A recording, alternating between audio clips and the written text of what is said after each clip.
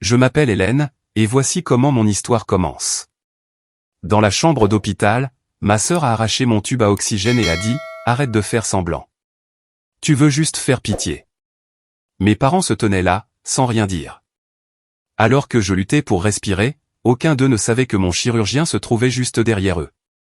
Lors de la lecture du testament de grand-père, il s'est avancé, a touché l'épaule de ma sœur, et a prononcé 6 mots qui ont mis fin à tout. Les néons au-dessus de mon lit d'hôpital grésillaient, avec un bourdonnement persistant qui était devenu la bande-son de mon existence au cours de la semaine passée. Le cancer du poumon de stade 3 ne s'annonce pas poliment. Il déboule dans votre vie lors d'un examen de routine, transforme une simple toux en condamnation à mort, et vous force à affronter la mortalité à 28 ans, alors que vous devriez vous soucier de votre carrière et des applications de rencontres. La réaction de ma famille à mon diagnostic avait été étrange dès le début. Pendant que j'étais assise dans le bureau du docteur Patterson, tremblante, alors qu'il expliquait l'emplacement de la tumeur et le plan de traitement agressif, ma jeune sœur, Véronica, semblait plus préoccupée par l'impact de ma maladie sur sa prochaine fête de fiançailles. Elle s'était fiancée à Derek Mitchell 3 mois plus tôt, et apparemment, mon cancer était un conflit d'agenda bien gênant. « Ne peux-tu pas reporter l'opération à après le mariage ?» avait-elle demandé, en examinant ses ongles manucurés. Nous avons déjà envoyé 200 invitations. Notre mère, Gail, avait posé une main sur le bras de Véronica, dans ce que j'avais d'abord interprété comme un geste destiné à faire taire son insensibilité. Au lieu de cela, elle avait dit « Ta sœur a raison. Ces événements prennent des mois à organiser. Quelques semaines ne feront sûrement pas une si grande différence, Hélène. » Mon père, Kenneth, avait simplement regardé son téléphone, faisant défiler ses emails comme si la conversation autour de lui appartenait à la famille de quelqu'un d'autre. Son silence ressemblait à un abandon, enveloppé d'indifférence. L'opération avait été programmée, sans tenir compte du calendrier social de Véronica. Le docteur Patterson, un chirurgien méticuleux et compatissant spécialisé en oncologie thoracique, m'avait expliqué que chaque jour comptait avec les cancers agressifs. La tumeur appuyait sur mes bronches, faisant de chaque respiration un effort calculé. Attendre n'était pas une option, à moins que je ne veuille suffoquer lentement pendant que Véronica dansait à sa réception. La convalescence était censée être la partie difficile. L'intervention elle-même s'était bien déroulée. Selon le docteur Patterson, il avait réussi à enlever la tumeur primaire ainsi que plusieurs ganglions lymphatiques environnants. Le pronostic était prudemment optimiste, à condition que je suive la chimiothérapie et la radiothérapie. Mais la guérison exigeait du repos, une assistance respiratoire, et le genre de soutien familial qui, apparemment, n'existait pas chez moi. Véronica est venue me voir le 3e jour après l'opération. Elle est arrivée vêtue d'une robe de créateur de couleur crème et de talons qui claquaient avec autorité sur le linoléum de l'hôpital. Derrière elle venaient nos parents, tous deux habillés comme s'ils avaient été interrompus au milieu de quelque chose de bien plus important que de rendre visite à leur fille aînée. « Tu as une mine affreuse », annonça Véronica, s'installant dans le fauteuil à côté de mon lit sans prendre la peine de baisser la voix. Plusieurs autres patients dans les chambres voisines pouvaient probablement entendre son évaluation de mon apparence. « Tu es sûr que tu es vraiment malade ? Parce que, honnêtement, ça semble excessif. » J'essayais de répondre, mais le tube à oxygène dans mon nez et l'anesthésie résiduelle rendaient difficile la formation de phrases cohérentes. La perfusion de morphine attachée à ma veine gardait la douleur supportable, mais elle embrumait aussi mon esprit. Je réussis à produire quelque chose entre une toux et un mot. « Tu vois. » Véronica se tourna vers nos parents. Elle peut à peine parler. Comment savoir si ce n'est pas juste pour attirer l'attention ? Hélène a toujours été dramatique. Notre mère s'installa sur le bord du second fauteuil, son expression à mi-chemin entre l'inquiétude et l'agacement. « Ma chérie, ta sœur vient de subir une grosse opération. Peut-être devrions-nous lui laisser le temps de guérir avant de porter des jugements. » « Mais ma fête de fiançailles est dans 2 semaines, insista Véronica. 2 semaines, et elle est là, à faire semblant de ne même pas pouvoir respirer correctement. C'est mon moment spécial, et elle le ramène encore à elle, comme toujours. L'accusation me piqua plus que l'incision qui cicatrisait sur ma poitrine. En grandissant, j'avais été la fille responsable, excellente note, bourse complète pour l'université, emploi stable dans un cabinet d'architecte. Véronica avait été l'enfant terrible, qui nécessitait une surveillance constante et de l'argent pour la caution. Pourtant, d'une manière ou d'une autre, aux yeux de nos parents, ma crise médicale légitime était devenue une manœuvre pour attirer l'attention et éclipser ses fiançailles. Mon père leva enfin les yeux de son téléphone. Ta sœur a tendance à faire des mélodrames. Tu te souviens quand elle a prétendu avoir une intoxication alimentaire avant la remise de ton diplôme? Il s'est avéré qu'elle ne voulait tout simplement pas y aller. Cette intoxication alimentaire avait été un virus gastrique qui m'avait envoyé aux urgences pour déshydratation, mais rectifier les faits semblait inutile. Ils avaient déjà construit leur récit, et j'étais trop faible pour le démolir. La conversation continua autour de moi, comme si j'étais devenu un meuble. Véronica se plaignit du traiteur qui risquait de se désister, de la mère difficile de Derek, de la disponibilité limitée du photographe. Notre mère offrait des platitudes apaisantes, tandis que notre père hochait la tête, grognant parfois son accord. Personne ne me demanda comment je me sentais. Personne ne s'enquit de mon pronostic ou de mon plan de traitement. Mon cancer était devenu une intrigue secondaire gênante dans la saga du mariage de Véronica. Puis elle se leva brusquement, se dirigea vers le côté de mon lit, avant que je puisse comprendre ses intentions, elle attrapa le tube à oxygène dans mon nez. Arrête de faire semblant, siffla-t-elle en arrachant le tube. Tu veux juste faire pitié. La sensation fut immédiate et terrifiante. Sans l'oxygène supplémentaire, mes poumons affaiblis peinaient à aspirer suffisamment d'air. La pièce se mit à tanguer. Mes mains s'agrippèrent au drap, alors que la panique inondait mon système. J'essayai d'appeler l'infirmière, mais aucun son ne sortit, à part un hoquet étranglé. Mes parents se tenaient là. Ils ne bougèrent pas pour m'aider. Ils n'appelèrent pas à l'aide. Ils regardèrent simplement, alors que je luttais pour respirer, que mes doigts cherchaient frénétiquement le bouton d'appel, que ma vision commençait à se rétrécir en un tunnel de points blancs et d'obscurité. Véronica, c'est peut-être un peu trop, dit ma mère, son ton suggérant une légère désapprobation, le genre qu'on utiliserait pour quelqu'un qui aurait commis un petit faux pas social, plutôt qu'un homicide potentiel. Il faut qu'elle arrête d'être si dramatique, répondit Véronica en croisant les bras.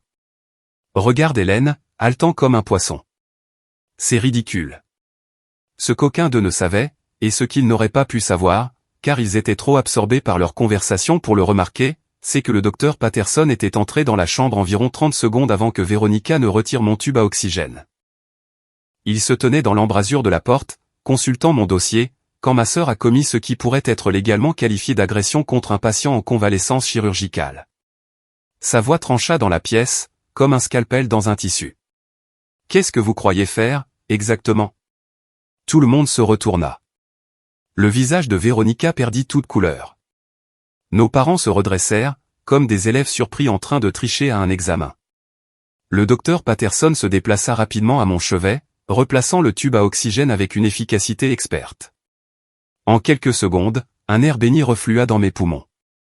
La panique se dissipa progressivement, remplacée par l'épuisement et un profond sentiment de trahison. Je vais vous demander de sortir, tous, dit le docteur Patterson, sa voix portant une autorité qui n'invite pas à la discussion.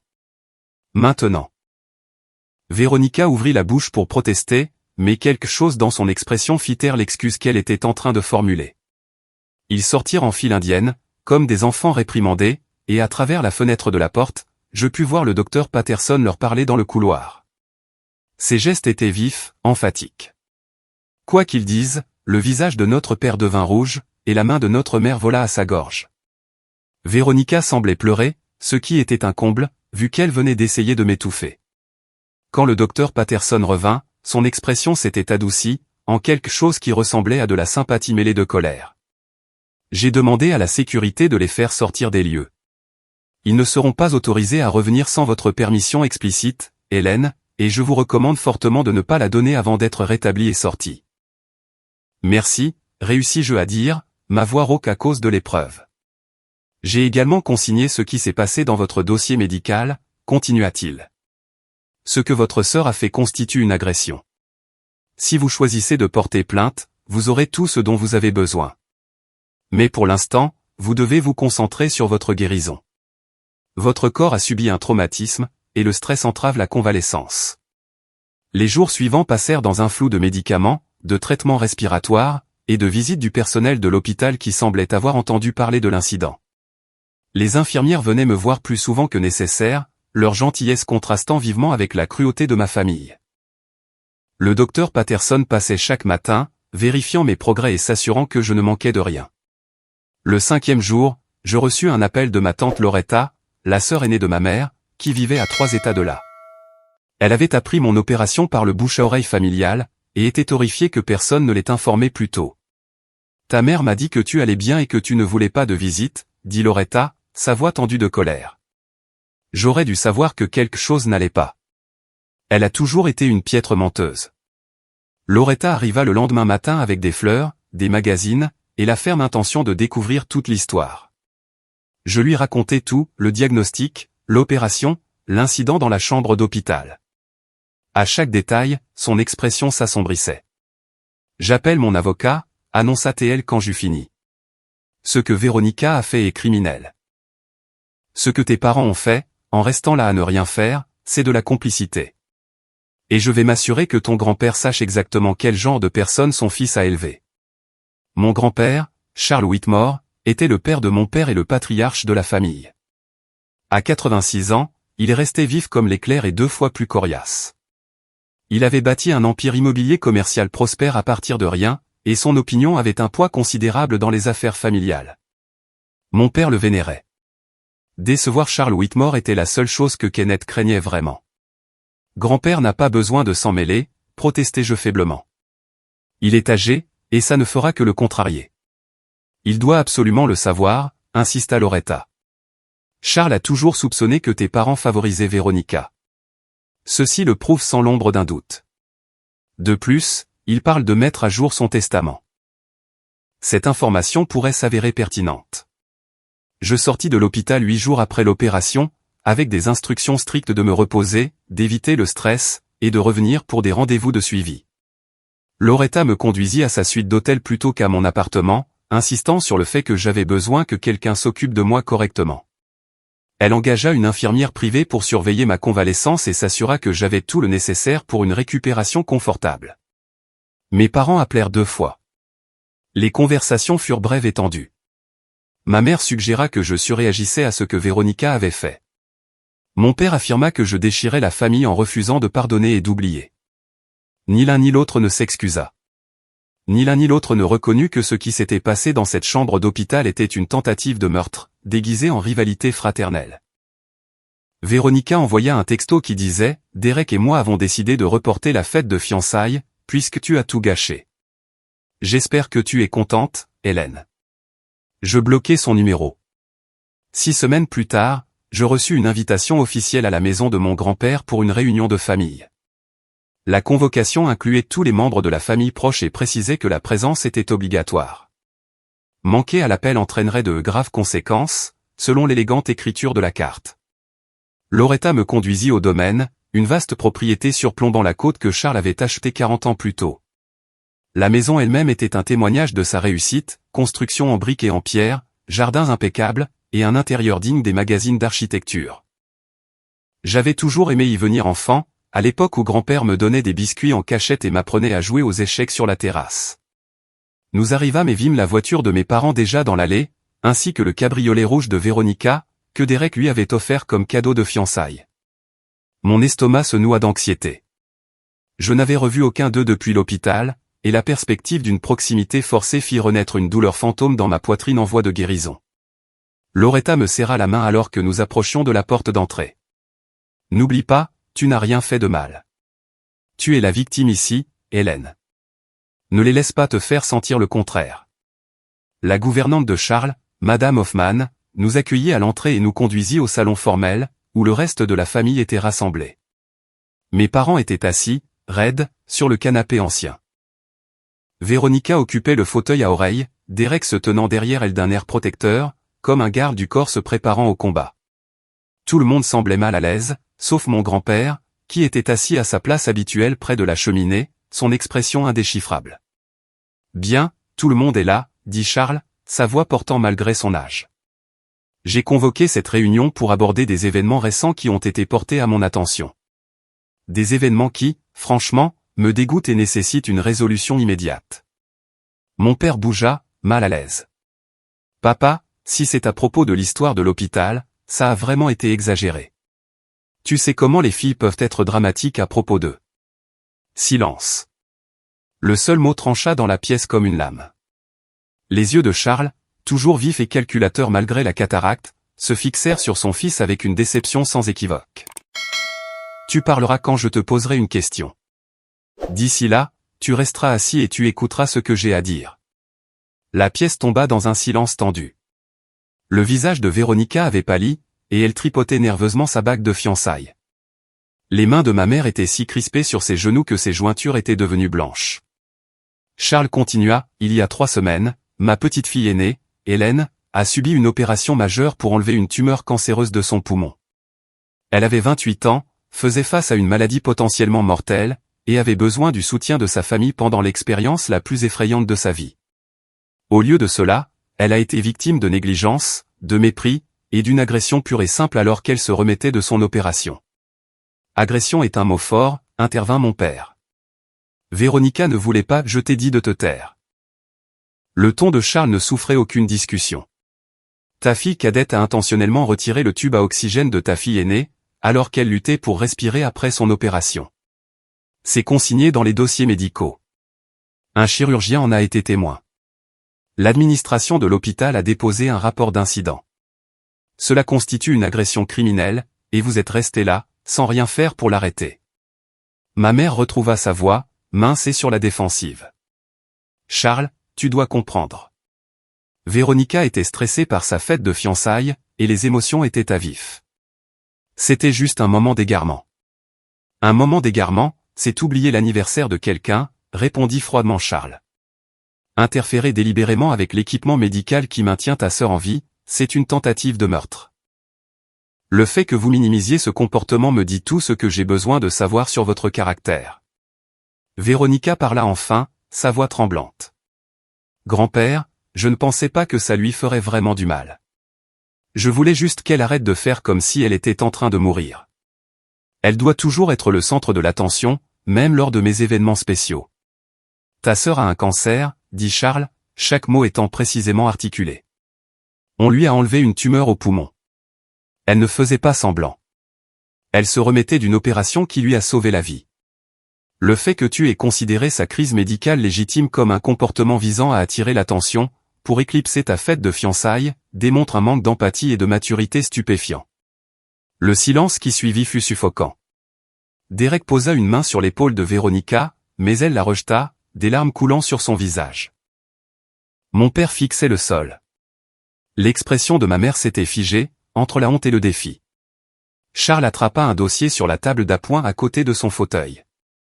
Je vous ai tous réunis aujourd'hui, car j'ai pris des décisions concernant ma succession. Mon avocat a préparé de nouveaux documents cette semaine, et je voulais vous informer des changements en personne, plutôt que de vous laisser les découvrir après ma mort. C'était le moment. Le moment que Loretta avait prédit. Je lui avais dit que Charles ne ferait rien de radical, que la loyauté familiale l'emporterait même sur sa déception face au comportement de mes parents. Apparemment, je l'avais sous-estimé. Kenneth, tu es mon seul fils, dit Charles, regardant directement mon père. J'avais espéré que tu hériterais de mon caractère en même temps que de mon nom. Au lieu de cela, tu t'es montré faible, indécis, et prêt à sacrifier le bien-être d'un enfant pour la commodité d'un autre. J'ai honte de te considérer comme mon héritier. La tête de mon père se redressa d'un coup. Papa, s'il te plaît, laisse-moi t'expliquer. Il n'y a rien à expliquer. Tes actions ont parlé assez clairement.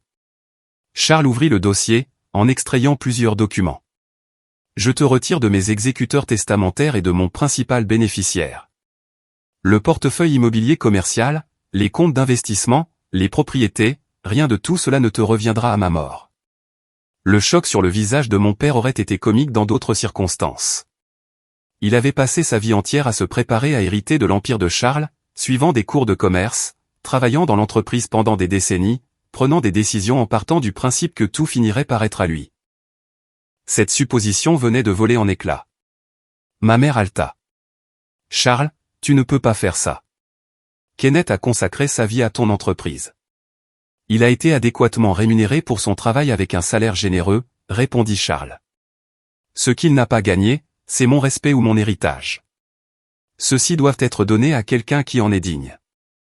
Véronica était devenue complètement blanche. Mes grands-pères, et moi? Je suis aussi ta petite fille. Tu ne peux pas me punir pour une seule erreur. Une seule erreur, répéta Charles, sont ton moqueur. Tu appelles le fait d'essayer délibérément de nuire à ta sœur une erreur. Soyons clairs, Véronica. Ton comportement dans cette chambre d'hôpital a révélé ta vraie nature. Tu es égoïste, capricieuse et cruelle. Ce ne sont pas des qualités que je souhaite récompenser par un héritage. Il tourna son attention vers moi, et son expression s'adoucit pour la première fois depuis notre arrivée. Ma chère Hélène, tu as montré plus de force et de grâce face à ta maladie que cette famille ne le mérite. Tu n'as rien demandé, tu ne t'es plainte de rien, et tu as réussi à conserver ta dignité malgré avoir été traité de manière abominable par des personnes qui auraient dû te protéger. C'est le genre de caractère pour lequel j'ai bâti mon héritage. Ma gorge se noua d'émotion. Grand-père, je ne comprends pas, je te laisse tout, dit-il simplement. L'entreprise, les propriétés, le portefeuille d'investissement, tout. Mon avocat a rédigé des documents faisant de toi l'unique bénéficiaire de ma succession. Tu en auras le plein contrôle à ma mort, sans restriction ni obligation de partager avec qui que ce soit. La pièce explosa. Mon père se leva d'un bond, criant des protestations. Ma mère fondit en larmes. Les pleurs de Véronica s'intensifièrent en sanglots hystériques.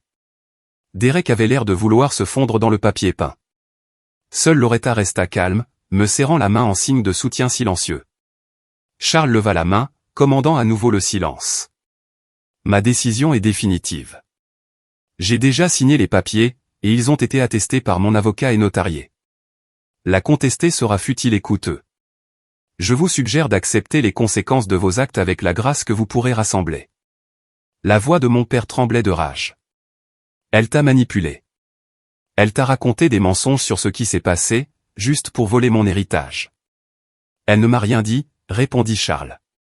Loretta m'a contacté après avoir appris ce qui s'était passé à l'hôpital. J'ai ensuite obtenu des copies des dossiers médicaux, que mon avocat a examinés. J'ai parlé personnellement au docteur Patterson, qui a confirmé chaque détail. Le récit des événements d'Hélène était exact. Vos tentatives de minimiser et de rejeter son expérience ne font que prouver que vous ne méritez pas ce que j'ai bâti. Véronica se leva brusquement, son visage marbré par les larmes. Ce n'est pas juste. Elle a toujours été ta préférée. Tu l'as toujours aimée plus que moi. Maintenant, elle obtient tout, juste parce qu'elle est tombée malade.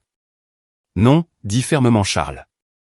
Elle obtient tout parce que, face à la pire expérience de sa vie, elle l'a gérée avec dignité.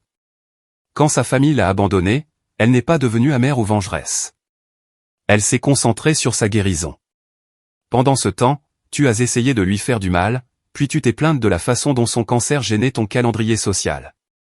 Le contraste de caractère ne pourrait être plus frappant. Mon grand-père se leva lentement, s'appuyant sur sa canne, et se dirigea vers Véronica. Il posa sa main sur son épaule, et pendant un instant, je pensais qu'il pourrait lui offrir du réconfort, adoucir sa position.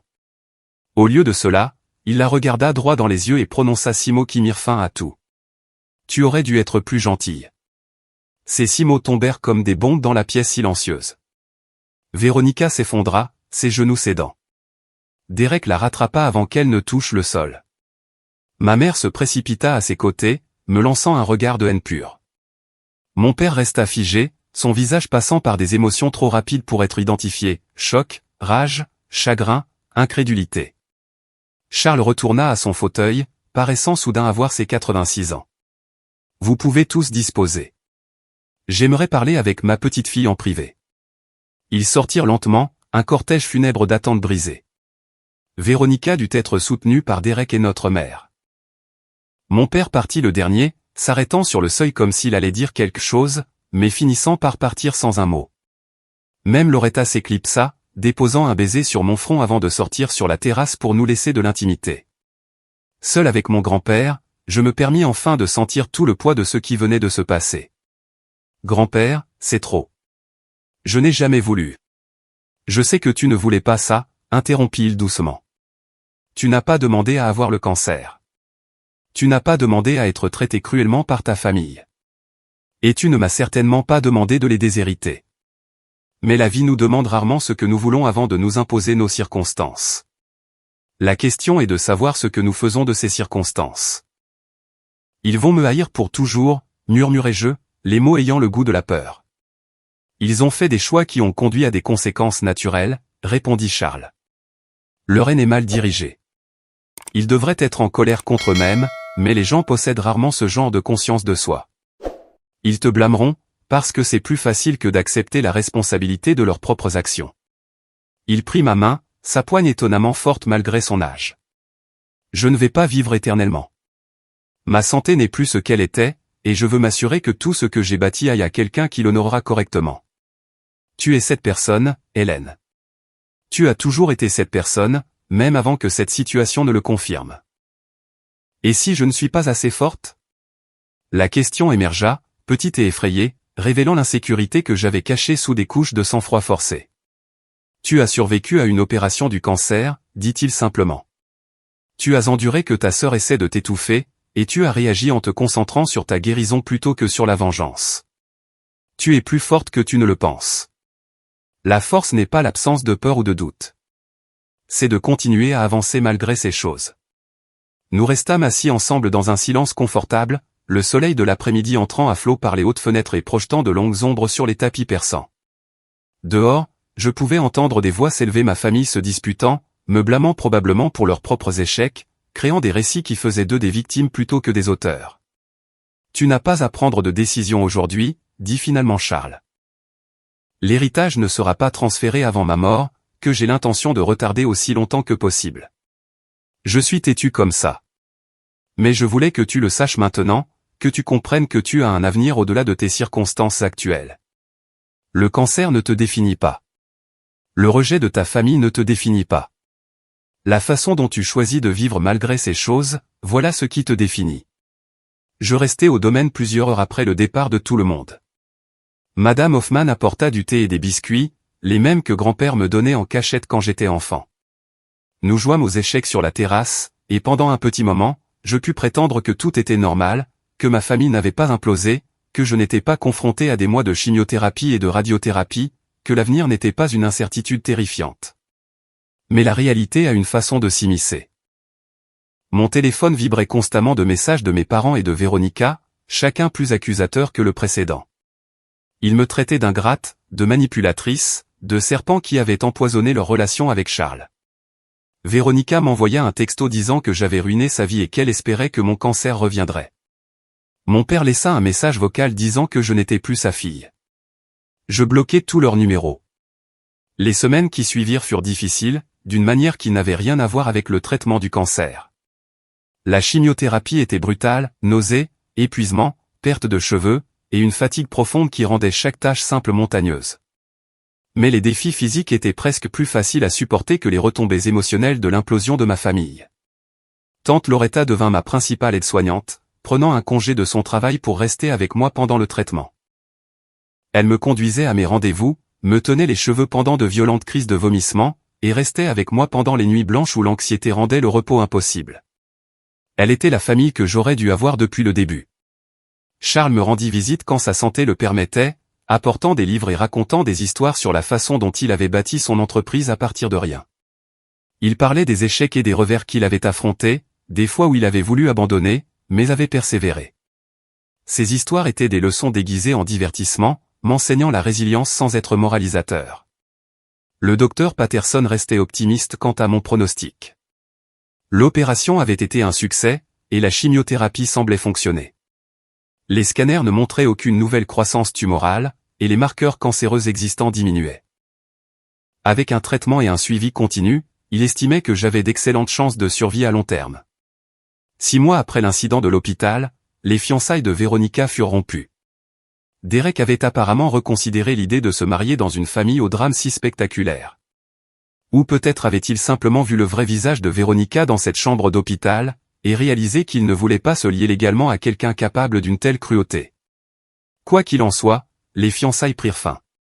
Et selon des amis communs, Véronica m'en rejeta également la faute.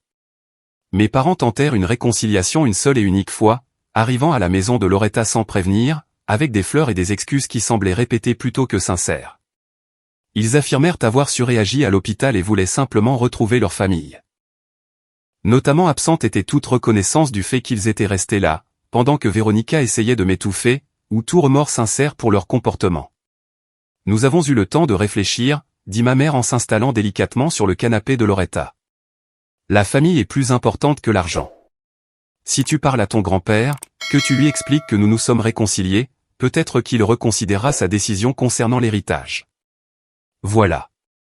La vraie raison de leur visite n'avait rien à voir avec une réconciliation sincère ou une inquiétude pour ma santé. Ils voulaient accéder à la fortune de Charles, et j'étais le gardien qui se tenait entre eux et la sécurité financière. « Sortez » dis-je doucement. L'expression de mon père se durcit. « Ne sois pas difficile. Nous essayons de surmonter cette situation comme des adultes matures.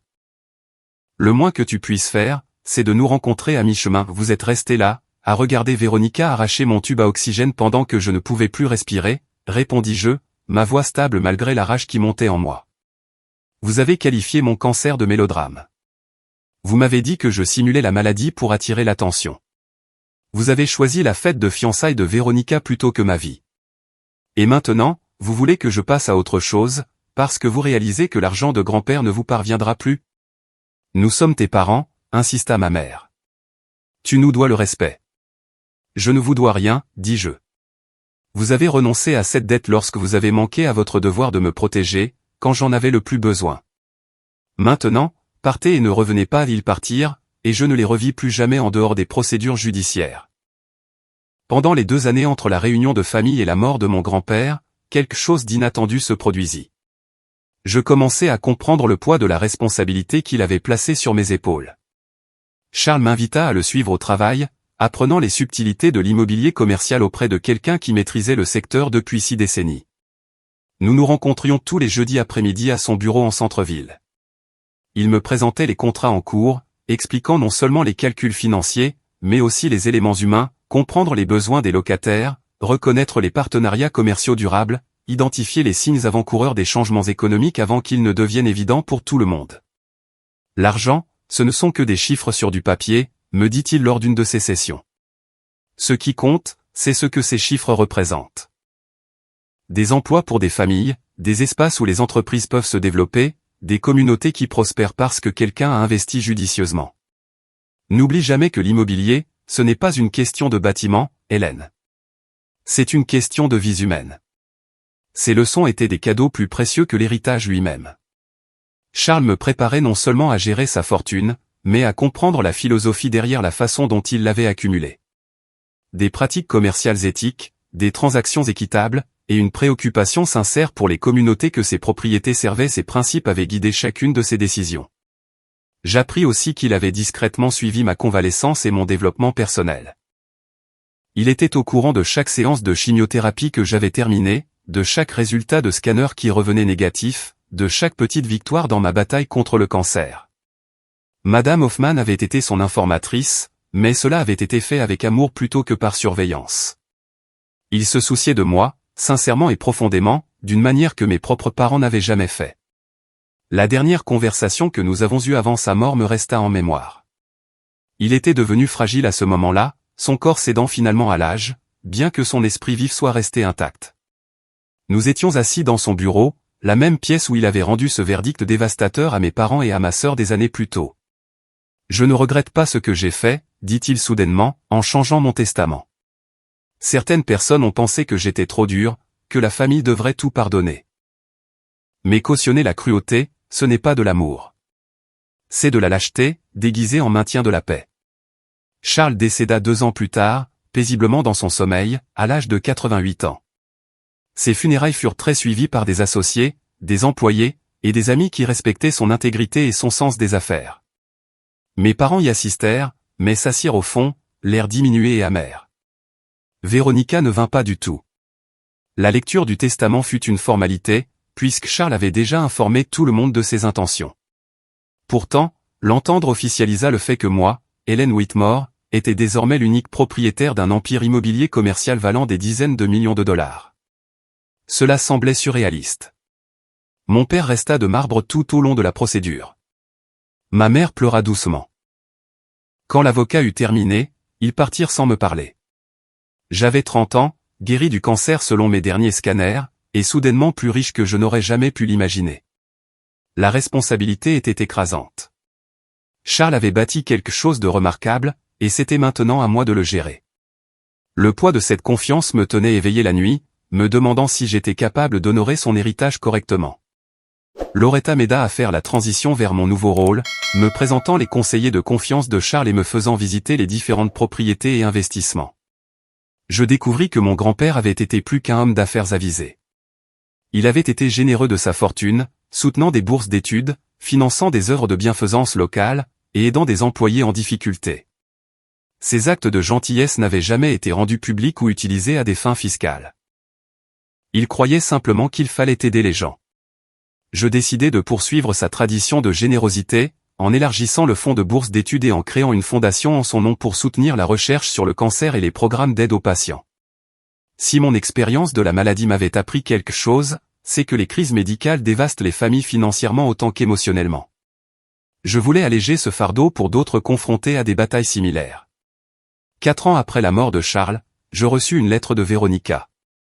Elle avait été réexpédiée à plusieurs adresses avant de m'atteindre, et l'enveloppe semblait usée par son voyage. À l'intérieur, une seule page contenait un bref message, écrit de son écriture distinctive et ample. Je suis désolé pour ce que j'ai fait à l'hôpital. J'étais jalouse, effrayée et égoïste. Je sais que tu ne me pardonneras probablement pas, et je ne t'en veux pas. Je voulais juste que tu saches que je pense constamment à ce jour-là, et que je déteste la personne que j'étais. J'espère que tu es en bonne santé et heureuse. Tu mérites mieux que moi comme sœur. Je la lus 3 fois, cherchant une manipulation cachée ou des arrière-pensées. Mais la lettre semblait sincère, une simple reconnaissance de ses torts, sans attente de réconciliation ou de pardon. Je la classai dans un tiroir, sans y répondre ni la jeter. Certaines blessures guérissent avec le temps. D'autres se cicatrisent simplement, devenant des rappels permanents de leçons apprises dans la douleur. Mes parents ne reprirent plus jamais contact. Selon des connaissances communes, ils durent réduire considérablement leur train de vie après que mon père eut pris sa retraite de l'entreprise, peu avant la mort de Charles. Une fois que je pris possession de l'entreprise, je restructurai la direction et fis appel à des cadres expérimentés qui partageaient les valeurs de mon grand-père. Le poste de mon père avait déjà été supprimé au cours de la dernière année de Charles, une décision que mon grand-père avait prise discrètement mais délibérément. Leur statut social s'effrita en même temps que leurs finances, un lent déclin vers l'insignifiance et l'amertume. J'essayais de ne pas me réjouir de leur chute, mais je ne pouvais nier un certain sentiment de justice rendue. Ils avaient fait des choix, et ces choix avaient eu des conséquences. L'univers a une façon d'équilibrer la balance, même lorsque nous ne cherchons pas activement la vengeance. 5 ans après mon diagnostic, le docteur Patterson me déclara officiellement en rémission. Le cancer n'était pas revenu, et ma fonction pulmonaire s'était améliorée pour atteindre des niveaux presque normaux.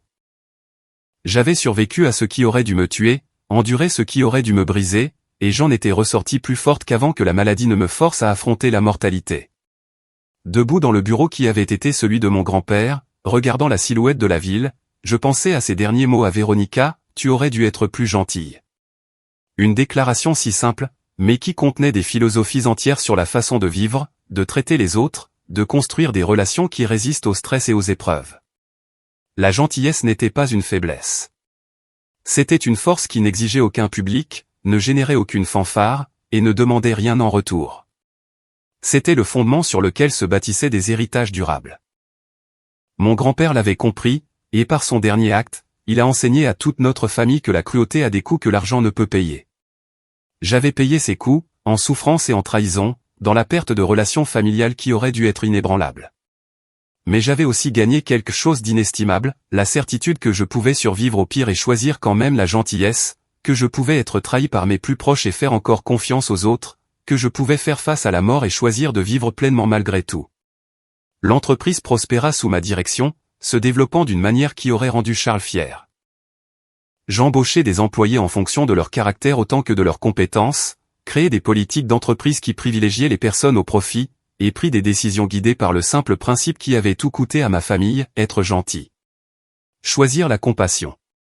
Traiter les autres avec la dignité que tout le monde mérite, surtout lorsqu'ils sont les plus vulnérables. Ce n'étaient pas des philosophies compliquées. C'était de la simple décence humaine. Pourtant, d'une manière ou d'une autre, mes parents et Véronica n'avaient pas réussi à les comprendre, et cet échec leur avait coûté une fortune, tout en m'enseignant des leçons valant plus que n'importe quel héritage. Parfois, tard dans la nuit, je me demandais ce qui se serait passé si Véronica n'avait pas arraché ce tube à oxygène, si mes parents m'avaient défendu au lieu de me mépriser, s'ils avaient choisi différemment dans cette chambre d'hôpital. Charles m'aurait-il quand même tout laissé? Notre famille serait-elle encore intacte? Aurais-je appris ces leçons sur la résilience et le caractère? Les questions étaient vaines. En fin de compte, nous ne pouvions pas réécrire l'histoire. Nous ne pouvions qu'avancer, emportant nos cicatrices et la sagesse acquise grâce à des blessures qui finirent par guérir. J'avançais plus forte, plus riche, et plus déterminée à honorer l'homme qui avait vu ma valeur quand mes propres parents n'en étaient pas capables. En fin de compte, 6 mots avaient tout changé. Non pas parce qu'ils étaient particulièrement profonds ou intelligents, mais parce qu'ils étaient vrais. Véronica aurait dû être plus gentille. Ils auraient tous dû l'être. Et parce qu'ils ne l'ont pas été, parce qu'ils ont choisi la cruauté et la commodité plutôt que la compassion et la famille, ils ont perdu tout ce qui comptait. Je ne me suis pas délecté de leur perte ni célébré leurs échecs. Cela m'aurait rendu aussi mesquine qu'ils l'avaient été. Au lieu de cela, j'ai bien vécu, j'ai bâti de manière significative, et j'ai choisi la gentillesse chaque jour non pas parce que c'était facile, mais parce que c'était juste. C'était la vraie vengeance, la revanche durable, non pas par la destruction ou les représailles, mais par la construction d'une vie si pleine de sens et de compassion que leur absence ne s'y ressentait à peine comme une perte. Ils avaient choisi qui ils voulaient être dans cette chambre d'hôpital. Je leur avais simplement permis de vivre avec ces choix. Et chaque jour, en entrant dans mon bureau, en visitant une des propriétés, ou en examinant les rapports d'impact de la fondation, j'entendais la voix de mon grand-père me rappeler ce qui comptait vraiment. Pas l'argent, pas le statut, pas le fait de gagner ou de perdre des drames familiaux. Juste la gentillesse. Une gentillesse simple, puissante, transformatrice.